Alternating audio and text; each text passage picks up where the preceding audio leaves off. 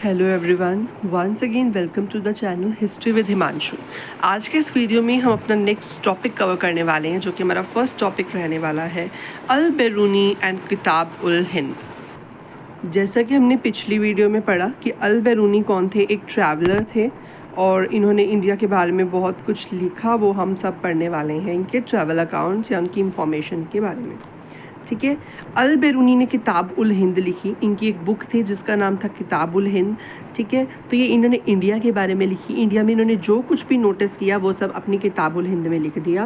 पहला क्या है, इनका जन्म 1973 CE में, ठीक है, 973 CE में इनका जन्म हुआ। ठीक है, ख्वारिज़म उज़्बेकिस्तान में एक जगह है।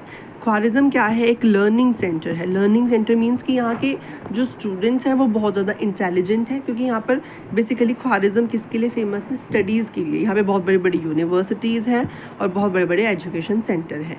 तो इसीलिए ख्वारिज़म के लोग जो हैं, ख्वारिज़म के लोग जो हैं बेसिकली काफ़ी एजुकेटेड माने जाते हैं। ठीक है, तो ये एक लर्निंग सेंटर था and most of the people जो यहाँ पर रहते थे वो पढ़े लिखे थे।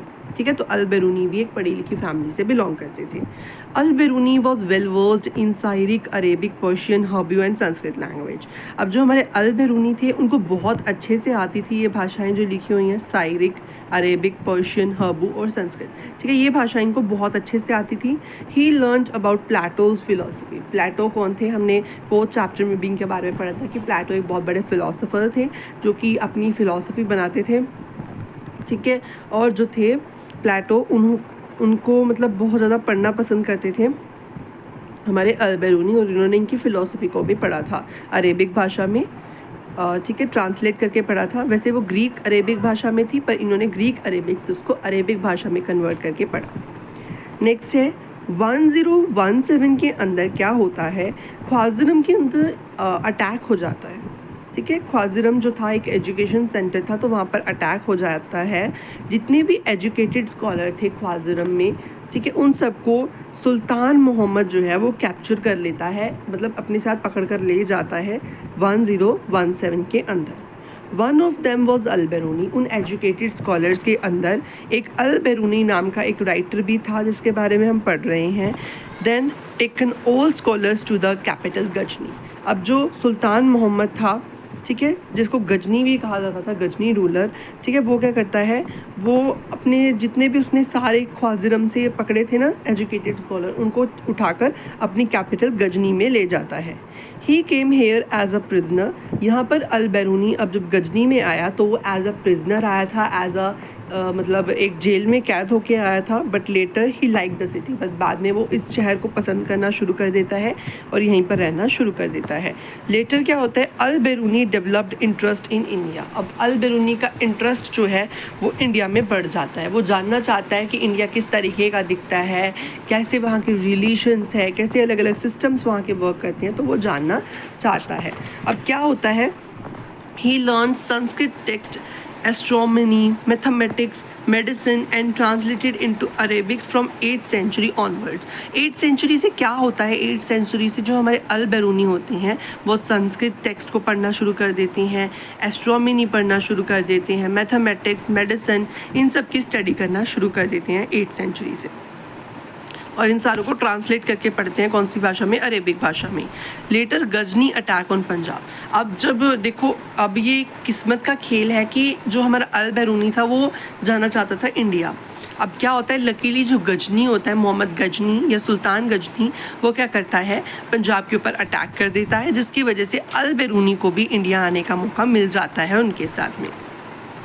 Here he made many Brahman prized and scholars and learned Sanskrit. अब यहाँ पर क्या होता है, हमारे जो अल बेरूनी होते हैं यहाँ पर बहुत सारे ब्राह्मणों से मिलते हैं, बहुत सारे प्राइड्स से मिलते हैं, प्राइड्स मतलब कि पुजारियों से मिलते हैं, एंड बहुत सारे स्कॉलर से मिलते हैं और उनसे संस्कृत को सीख लेते हैं, जो यहाँ पर मोस्ट कॉमनली यूज्ड लैंग्वेज थी। He read many philosophical text and religious books in India. उन्होंने इंडिया के बारे में बहुत सारी ऐसी बुक्स पढ़ी जो कि फ़िलासफ़ी से रिलेटेड थी, रिलीजियस मैटर से रिलेटेड थी। At this time travellers account become very important and everyone read it. इस समय में क्या होता है, जो ट्रैवल के अकाउंट होते हैं वो बहुत ज़्यादा इंपॉर्टेंट बन जाते हैं और हर कोई उनको पढ़ना पसंद करना शुरू कर देता है। अब आ जाते हैं हम इनकी बुक के बारे में, जो हमारे किताब उल हिंद इनकी बुक लिखी हुई थी। अल बेरूनी ने बुक लिखी थी जिसका नाम था किताबुल हिंद। ये बिल्कुल ही सिंपल अरेबिक भाषा में लिखी हुई एक बुक थी। इसमें लगभग 80 चैप्टर्स थे। 80 चैप्टर मीन्स कि 80 टाइप के इन्होंने हेडिंग बनाकर, टॉपिक बनाकर चैप्टर्स का नाम उनको दिया था और उनमें अलग अलग जो इन्होंने नोटिस किया उसके आंसर्स लिखे हुए थे उसके हिसाब से। चैप्टर्स के अंदर अलग अलग मैटर्स थे इंक्लूडेड, लाइक फ़िलासफ़ी इंडिया की, इंडिया के फेस्टिवल्स, इंडिया की एस्ट्रोनॉमी, इंडिया के कस्टम्स, ठीक है, सोशल लाइफ, यहाँ के कानून, लॉज, रिलीजियस वेट सिस्टम, ठीक है। और इसके बाद अल बेरूनी ने अपने अकाउंट को बहुत ही डिस्टिंक्टिव मैनर के अंदर लिखा था। डिस्टिंक्टिव मैनर मतलब एक बहुत ही अलग तरीके की मैनर में लिखा था। वो क्या करते थे, सबसे पहले एक क्वेश्चन लिखा करते थे। क्वेश्चन से शुरुआत करते थे वो, कि जैसे उनके माइंड में क्वेश्चन आया कि इंडिया का रिलीजन किस तरीके का है, तो वो पीछे क्वेश्चन मार्क डाल दिया करते थे। अब क्या होते थे, अब जो हमारे अल बेरूनी थे, give a description based on Sanskrit tradition. अब संस्कृत ट्रेडिशंस के हिसाब से उन्होंने जो जो पढ़ा था इंडिया में वो लिखते थे, ठीक है। फिर उसको अपने कंट्री के साथ, अपनी कंट्री के जो भी कल्चर्स थे उसके साथ कंपेयर करते थे। तो इस तरीके से ये एक mathematical type of copy style follow किया करते थे। मैथमेटिकल स्टाइल मतलब कि एक बिल्कुल लीनियर मैनर में ये चलते थे। लीनियर मैनर का मतलब क्या है, सबसे पहले क्वेश्चन लिखना, फिर उसको इंडिया के हिसाब से डिस्क्रिप्शन लिखना, फिर उसको अपनी कंट्री के साथ कंपेयर करना। तो इनका ये पूरा मैटर चलता रहता था। सारे 80 चैप्टर्स में उन्होंने यही लीनियर मैनर फॉलो की है, जिससे हमें पता चलता है कि ये मैथमेटिक्स में काफ़ी, मतलब मैथमेटिकल तरीके से काफ़ी हद तक लिखते थे, क्योंकि मैथमेटिकल में भी काफ़ी हद तक लीनियर मोशन में चला जाता है, ठीक है।